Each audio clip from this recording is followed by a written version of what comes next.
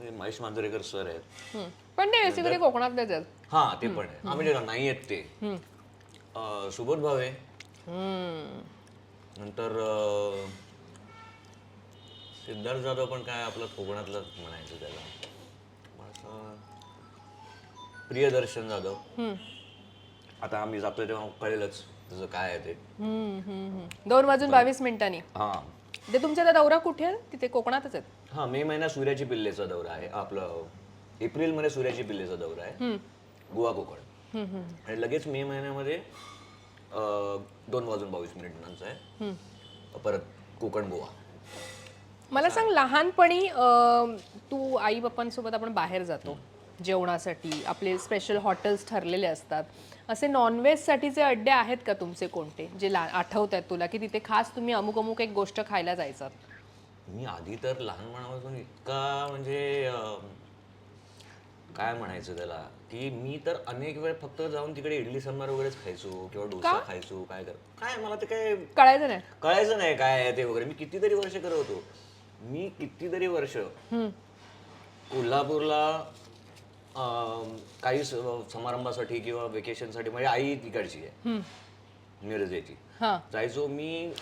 Chicken mutton बरोबर always चपाती खाल्ली आहे मी, भात खाल्लाच नाहीये कितीतरी वर्ष. त्यानंतर माझ्या मावशांनी वगैरे सांगितलं, अरे खा भाताबरोबर, खा तुला कळेल भाताबरोबर. मग मी एकदा खाल्ला, त्यानंतर मग भात सुटला नाही. भात सुटला. पण आई कोल्हापूरची असल्यामुळे ते कनेक्शन, एक तांबडा पांढरा रस्सा हे जास्त जवळच असेल ना, किंवा ते पण जास्त बनत असेल बनतं ना, मटन त्या स्टाईलचं बनतं ना. आणि फिश आणि चिकन नॉर्मली. मटन बनतं ते त्याच, म्हणजे पांढरा रस्सा ती काय नेहमी असं काय बनवत नाही. पण जे मटणाचा जो रस्सा असतो तो तेच असतं ना. कारण आई काय असं मटण मसाला वेगळं, सुका मटण वेगळं आणि मग कांदा पांढरा रस्सा असं काय करत ती ग्रेव्हीमध्येच. ग्रेव्हीमध्ये. तुमचे असे जसं तू म्हणालास की डहाणूकरच्या जवळ गजाली वगैरे, आणि गजालीत तुम्ही जायचात आणि खायचात, पण अजून असे काही अड्डे आहेत की जे तुला स्पेसिफिक सांगावेसे वाटतात, मुंबईतले म्हण, पुण्यातले म्हण? हो आहे ना. आता म्हणजे ते बंद झालं. कोणतं एक रे? संतोष नावाचं पार्ला आईसला नेहरू रोड वरती हॉटेल होतं. अच्छा. कोविडच्या काळात बंद झालं ते. ओके. ते म्हणजे माझ्यासाठी कॉलेजमध्ये असताना, टाईट बजेटमध्ये असताना, ते म्हणजे माझ्यासाठी एक बून होतं, बून. तिकडे बटर चिकन मिळायचं हाफ. वा. आणि मी तिकडे 3 बटर रोट्या खायचो. ते हाफ बटर चिकन मला पुरायचं, 3 बटर रोट्या खायचो मी. बिल व्हायचं 55 रुपये. बाप रे, म्हणजे किती कमी बघ ना आपल्या त्या कॉलेजच्या काळांमध्ये. आणि आता तू एवढं खायला गेलास तर मग काय बघायला नको. 55 रुपयात एक बटर रोटी येईल फक्त. हो खरंच, त्याच्यापेक्षा पण लांबून बघायचं फक्त. बरं. आणि कॉलेजच्या दरम्यान आणि मला सुद्धा हे ह्या रेटमध्ये असं हे मिळतंय आणि टेस्टी, प्रतिम टेस्टी. मला माहितच नाही की एवढं पण स्वस्त काही मिळू शकतं. मला सांग, दौरे आता तुम्ही करता, खूप ठिकाणी तुम्ही फिरता, त्यामुळे तिथे तू जसं मगाशी म्हणालास तसं की आमचे हॉटेल्स आधीच ठरलेले असतात, आम्हाला इथेच राहायचंय, आम्हाला हेच खायचंय, असं काही स्पेसिफिक नावं घेऊन तू सांगू शकशील कुठे कुठे काय फेमस आहे आणि आम्ही तिथे जातो, आम्ही हे खातो? आता पुण्यात जर आमचा स्टे असेल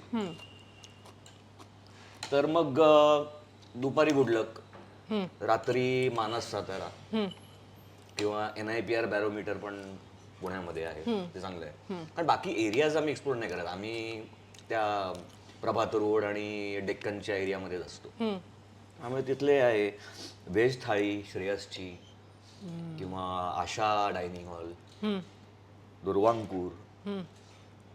पुण्यामध्ये नंतर पुण्यामध्ये हे झालंय टिळक मंदिरच्या बाजूला फिश करी राईस. तिथे मी एक वेगळंच मी खाल्लं तिकडे, प्रॉन्स अळूवडी. प्रॉन्स अळूवडी हा काय प्रकार आहे? म्हणजे अळूवडी, त्याच्यामध्ये प्रॉन्स करून त्यांनी कधी केलं होतं. म्हणजे हेच ना, आपण आपल्याला विचार करू आपण हे कसं करत असतील असे. बाकी मग चिपळूणच्या इकडे अभिषेक हॉटेल आहे. हा, ते फेमस आहे. त्याच्यानंतर आता आमचा कोल्हापूर दौरा पण झाला होता, तिथे पलश नावाच्या हॉटेलमध्ये खाल्लं होतं मी. अच्छा. ते पण चांगलं आहे. पण ते पंजाबी आणि चायनीज वगैरे होतं. अच्छा. ते म्हणजे मटण थाळीवालं नव्हतं. हा म्हणजे जे आपण असं थोडंसं कोल्हापूरमध्ये राजपुरुष व्हेज थाळी खायची असेल तर हे आपल्या ऍक्टर मित्र आनंद काळे त्याचंच आहे ना, आनंद काळे त्यांचं ओनर आहे अच्छा. इकडे. हे बरेच आहे ॲक्च्युली. आता अहमदाबादला आमचा शो होता तेव्हा तिकडची व्हेज थाळी खाल्ली होती. काय नाव होतं, निमंत्रण का आमंत्रण असं नाव होतं ते. उत्तराणीमध्ये ती. मला व्हेज थाळी पण खायला खूप आवडते. काठियावाडी, राजस्थानी, वेगळ्या पद्धतीचे थोडं. साऊथ इंडियन, आंध्रा, आता म्हणजे रिजनची थाळी किंवा असं वेगवेगळं थाळी आयटम मला चांगला वाटतो. महाराष्ट्रीयन थाळी म्हटलं की तुला काय दिसतं त्याच्यात त्या पहिलं तर मोदक दिसतो. ओ. पहिलं तर मोदक, त्याच्यानंतर ही भाजी पातळ भाजी असते ना ती, वालाचं बिरडं. नाही वालाचं ब्रेड पण आहे. हा. ते स्वरूप हॉटेलमध्ये अप्रतिम मिळतं. स्वरूप हॉटेलचं तर वरण, साधं वरण सुद्धा मला आवडतं. एकदम प्युअर आणि घट्ट असं एकदम एकदम पिवळं आणि मस्त वाटतं ते. सो हे वरणाचे पण वेगवेगळे प्रकार आहेत.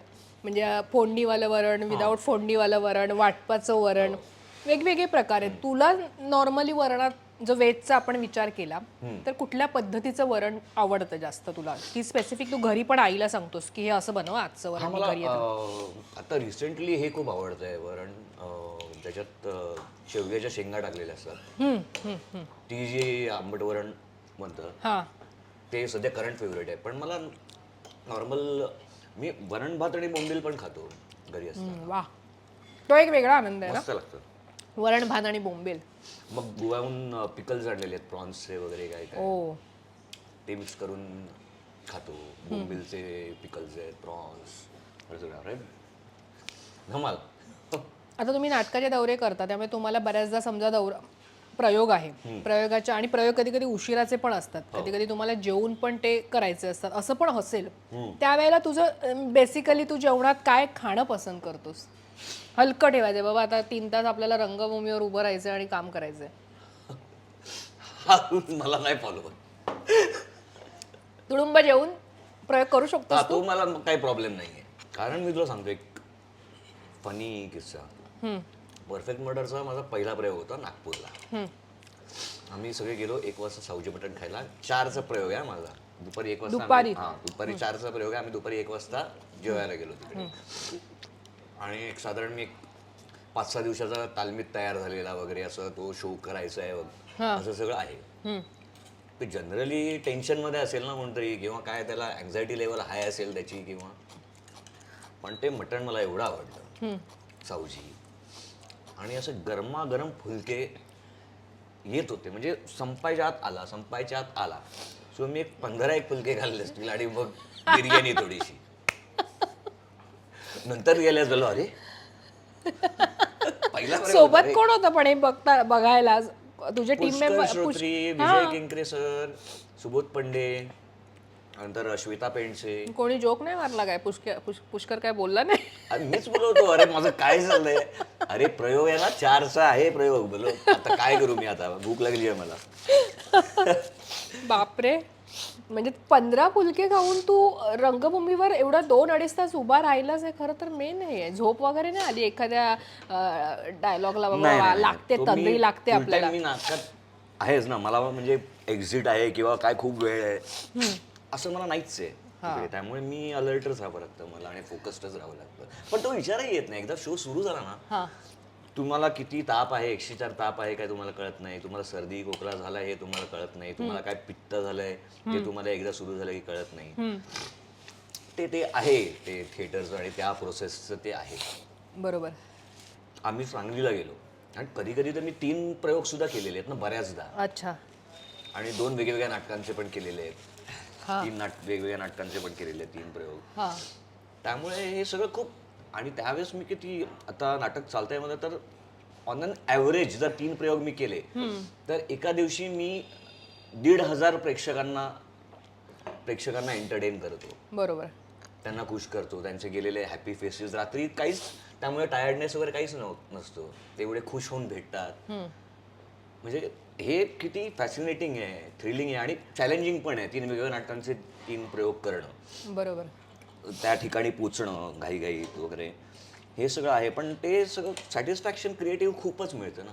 तू आता मगाशी म्हणालास की 4चा प्रयोग आणि 1 वाजता तू 15 फुलके खाल्लेलेस. असं कधी झालंय की 12-1 वाजता संपलंय, काम संपलंय आणि त्याच्यानंतर तू दणकून जेवलायस? दणकून नाही जेवलो मी रात्री. किंवा रात्रीचं खूप हेवी काय खाऊ शकतोस तू एकदम रात्री? खाऊ शकतो मी, झालंय मटण तुझ्या वगैरे बाबतीत पण असं? खाऊ शकतो. झालंय असं तुझ्या बाबतीत की तू रात्री शोधून कुठेतरी काहीतरी खाल्लंयस? असा किस्सा आहे काही सांगण्यासारखा? नाही, शोधून नाही.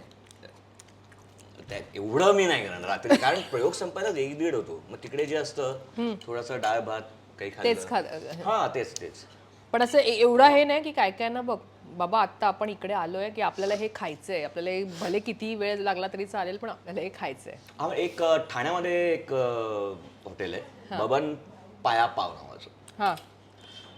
ते कुठे काय वाडी, लुईस वाडीमध्ये ते आहे. तिकडे फेमस आहे ते. खूप असं ऑइली वगैरे असतं ते, पण ते मी तिथे किती 2-3 वेळा गेलो असेल खायला. पण तिथे आम्ही रात्रीचा प्रयोग करून तिकडे 1 वाजताच गेलोय ऑलवेज. तिकडे ते खायला भेजा पाया वगैरे. तिकडे त्याला सांगून ठेवलं की आम्ही आज येणार, बरोबर. मग तू ते काढून ठेवतो ते, म्हणतो 1-1:30 वाजतो. तर असं पण केलेलं आहे.